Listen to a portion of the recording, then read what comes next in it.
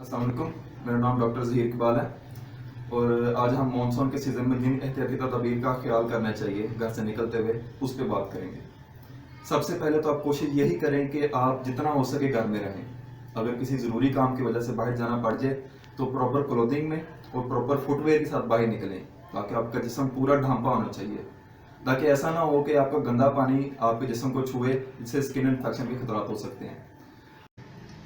उसके बाद हम ये देखेंगे कि हमने अगर ड्राइविंग करनी है तो हमने किन रोड्स का इंतखाब करना है जो प्रॉपर रोशन हो और बिल्कुल भी उन पर डार्कनेस ना हो, ताकि इससे हादसात में कमी लाई जा सकेगी। उसके बाद हम इस चीज़ को देखेंगे कि जो बिजली के खंभे हैं, बिजली के तारे हैं, हमने उनसे दूर रहना है, क्योंकि हमने बहुत दफ़ा देखा है कि इस तरह के हादसा होते हैं कि बारिशी पानी की वजह से जो खंभे हैं उनमें करंट आ जाता है, ठीक है, और उसको हमने अवॉइड करना है।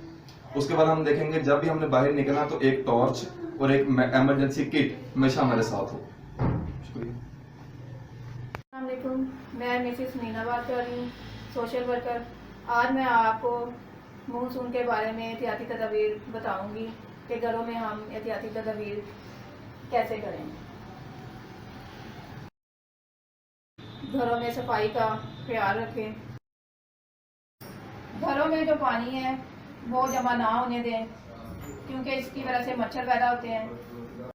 मच्छर से बचने के लिए इस मौसम में हमें नेट वगैरह, स्प्रे, इसके अलावा मोर्टीन, जो भी हम मॉस्पेल वगैरह यूज़ करते हैं वो उसका इस्तेमाल करें। उसके बाद आ जाती है नाकिस खुराक।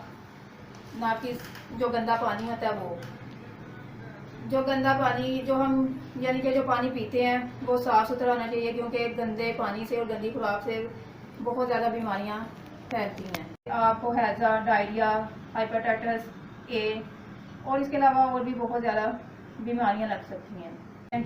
पानी को अच्छी तरह बॉयल करके ठंडा करके उसको इस्तेमाल करें, क्योंकि पानी की वजह से, गंदे पानी की वजह से हमें बहुत ज़्यादा बीमारियां लगती हैं, तो उससे परहेज़ करें। साफ़ पानी का इस्तेमाल करें, क्योंकि इस मौसम में बहुत ज़्यादा एहतियात की ज़रूरत होती है।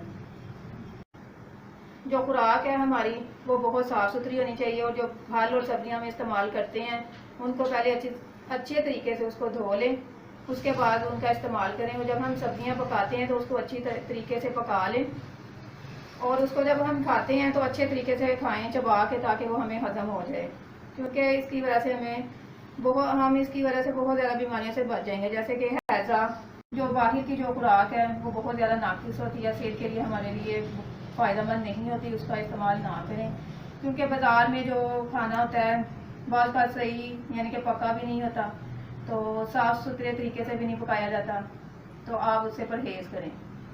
जो बारिश का पानी है सड़कों पे और घरों में जो जमा हो जाता है वो हम जमा ना होने दें, क्योंकि उसकी वजह से बीमारियां बहुत ज़्यादा फैलती हैं।